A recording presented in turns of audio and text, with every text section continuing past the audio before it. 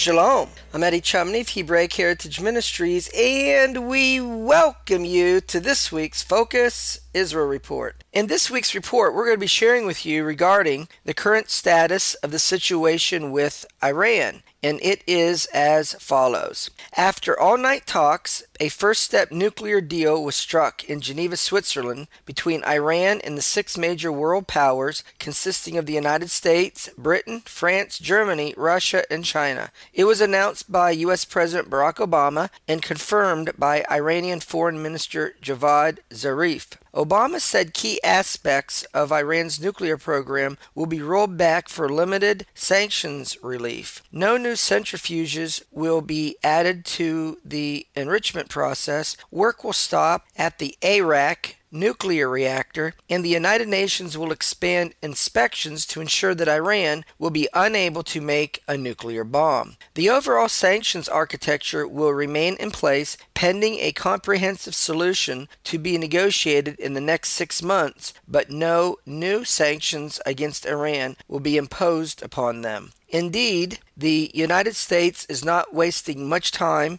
in beginning the relief of sanctions. Iranian government spokesman Mohammad Nobakht said that the United States government has released frozen Iranian assets worth $8 billion as part of the interim agreement signed in Geneva, Switzerland. None of the information revealed so far about the interim agreement reached in Geneva indicates that the agreement resolved the concrete military features of Iran's nuclear program or the details of expanded inspections. Israel is not expected to accept any document with those omissions. Obama said he understood the concerns of Israel and the Arab-Persian Gulf nations regarding Iran's intentions and promised to closely follow Iran's compliance and will continue to maintain the option for U.S. military action. Offering no information about the content of the interim accord, the Iranian foreign minister commended the Geneva process for granting the Iranian people equal footing and mutual respect in the deal as a first step toward removing all doubts about Iran's nuclear program. Israel and Saudi Arabia said before the deal was signed that they would not be bound by its provisions and reserved their military options.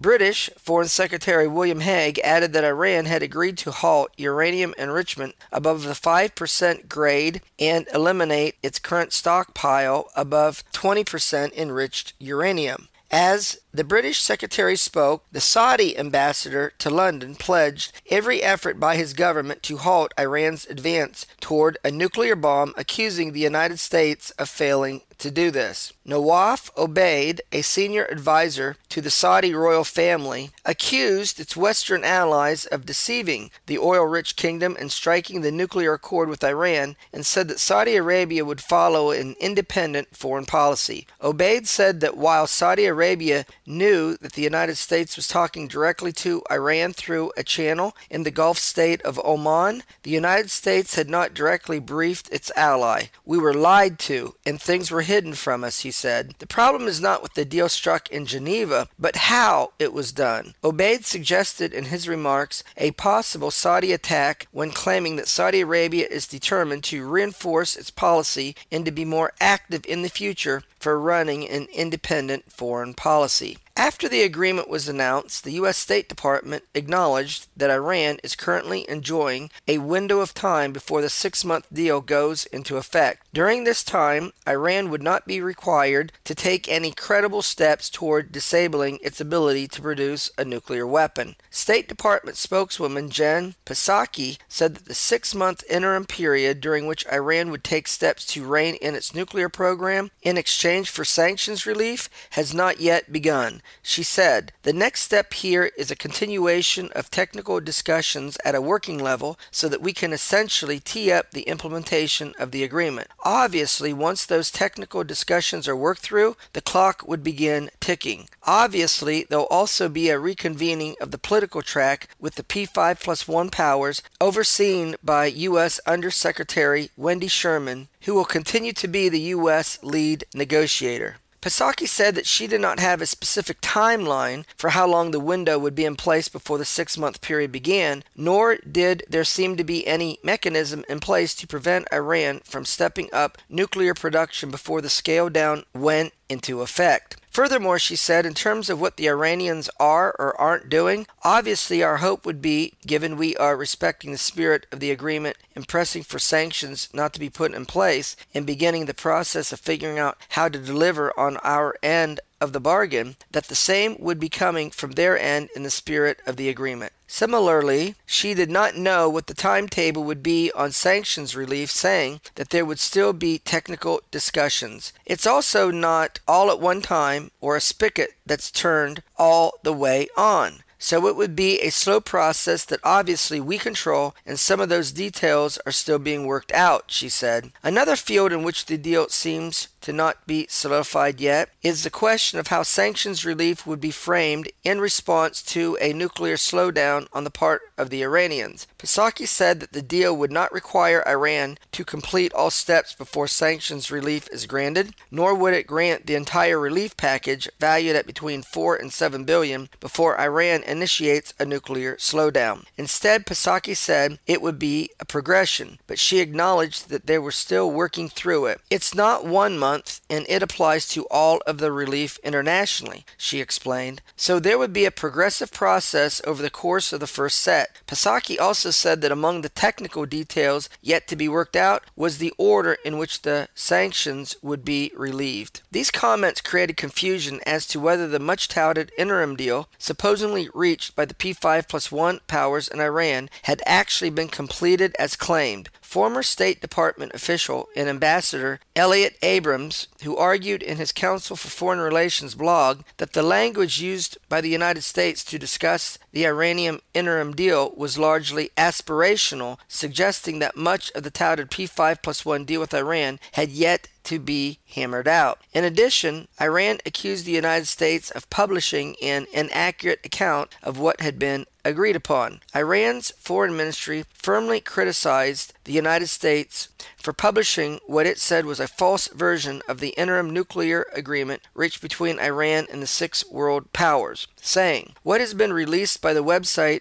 of the United States as a fact sheet is a one-sided interpretation of the agreed text in Geneva, and some of the explanations and words in the sheet contradict the text of the Joint Plan of Action, and this fact sheet has unfortunately been translated and released in the name of the Geneva Agreement by certain media, which is not true," said a Foreign Ministry spokeswoman. Furthermore, the Iranian Foreign Minister Mohammad Zarif said in an address to the Iranian parliament that Iran would continue construction on the Iraq heavy water plant in an apparent breach of the agreed-upon terms between Iran and the 6 major world powers. According to the Washington Post, the U.S. is also omitting key facts about the nuclear deal signed with Iran. While Iran has agreed to cap uranium enrichment and delay completion of the Iraq heavy water reactor during the interim 6-month negotiating period, the text of the deal says that the final agreement will involve a mutually defined enrichment program with mutually agreed parameters. In other words, the United States and its partners have already agreed that Iranian enrichment activity will continue indefinitely. In contrast, a long-standing U.S. demand that an underground enrichment facility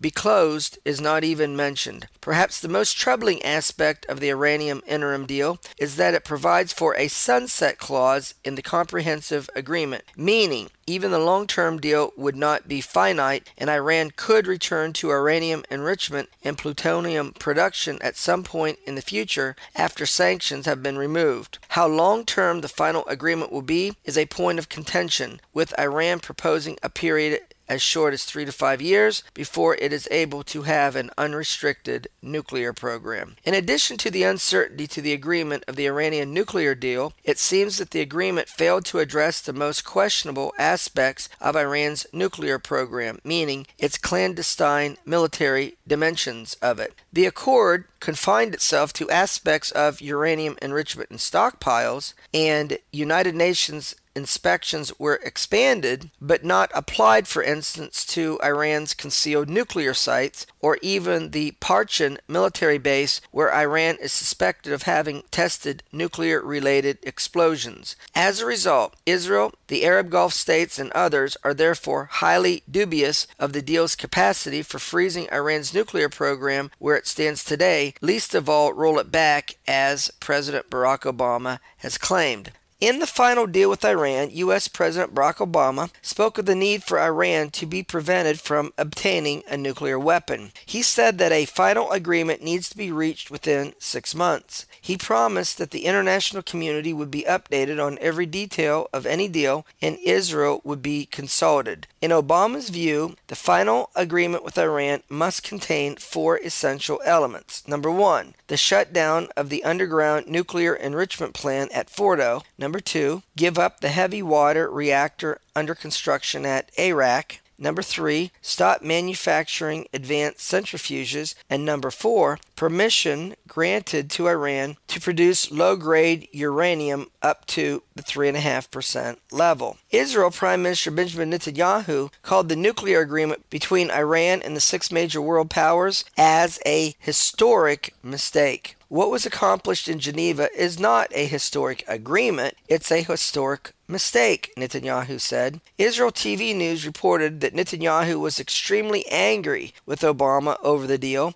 and that he fears that the international sanctions regime will now crumble, that the United States had not come clean to Israel over a secret back channel of talks that they held with Iran, and that Israel's military option for intervening in Iran is off the table for the foreseeable future now that the interim deal is done. I would be happy if I could join those voices around the world that are praising the Geneva Agreement, Netanyahu said. It is true that the international pressure which we applied was partially successful and has led to a better result than what was originally planned, but this is still a bad deal. It reduces pressure on Iran without receiving anything tangible in return. And the Iranians who laughed all the way to the bank are themselves saying that this deal has saved them. Today the world has become much more dangerous because the most dangerous regime in the world took a meaningful step toward acquiring the most dangerous weapon in the world. For the first time, the world's leading powers agreed to the enrichment of uranium in Iran while ignoring the Security Council resolutions that they themselves championed, the Prime Minister said. These sanctions have been removed for cosmetic Iranian concessions that can be canceled in weeks. This agreement and what it means, therefore, threatens many countries, including, of course, Israel. As a result, Israel is not bound by this agreement. The regime in Iran is committed to Israel's destruction, and Israel has the right and responsibility to defend itself, by itself, and against any threat. He added that Israel would not allow Iran to develop nuclear weapons. Despite all these things, Israel Prime Minister Benjamin Netanyahu said that he was dispatching his national security advisor to the United States to discuss the particulars of a permanent agreement with Iran. I spoke last night with President Barack Obama. We agreed that in the coming days, an Israeli team led by the National Security Advisor Yossi Cohen will go out to discuss with the United States the permanent accord with Iran, Netanyahu told members of his Likud political party. Therefore, Netanyahu has started to shift his focus from condemning the interim nuclear deal with Iran to the intended permanent one, saying this accord must bring about one outcome, and that is the dismantling of Iran's military nuclear capability. Obama told Netanyahu that he wants the two sides to begin consultations immediately regarding our efforts to negotiate a comprehensive solution. Obama also asked Netanyahu not to lobby allies in Congress to push legislation for more sanctions on Iran. Israel's Channel 2 News reported that consistent with our commitment to consult closely with our Israeli friends, the president told the prime minister that he wants the United States and Israel to begin consultations immediately regarding our efforts to negotiate a final comprehensive deal with Iran. The president underscored that the United States will remain firm in their commitment to Israel, which has good reason to be skeptical about the just signed interim